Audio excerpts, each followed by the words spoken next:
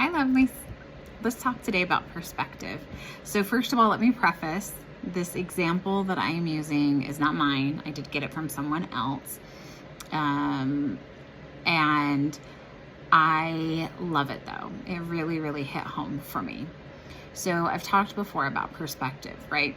And I think this is a great little object lesson. So if we're looking at this, okay, and let's say that it's flat on a table, right? So as you look at it, it's a 9. As I look at it, it's a 6, right? So everyone's perspective is their reality, right? We've heard that saying before.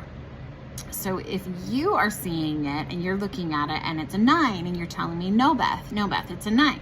And I am looking at it and I'm saying, no, it's a 6, it's a 6, it's a 6.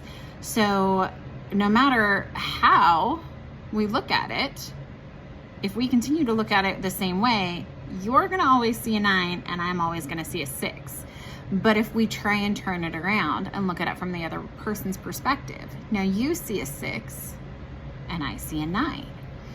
And so I really love that example just because of the fact that this is how this works, right? Perspective is reality.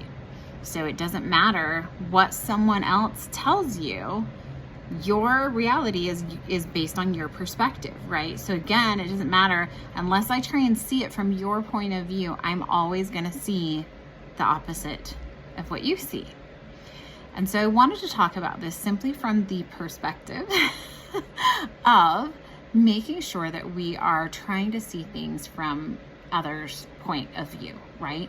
To make sure that we're hearing them out, that we're listening to them, that we are trying to really listen for not listening for the sake of responding, right? But listening to understand, right? So I think it's, who is it?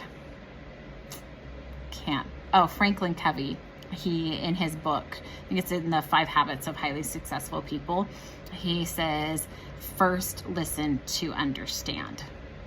So I think that's really important, and just making sure that we are being very mindful and that we are being kind to ourselves, but also to the other person, and being open and willing to listen to what their perspective is. Because again, their perspective is their reality, but your perspective is your reality, right? So how do we come to that common ground to try and see things from their point of view?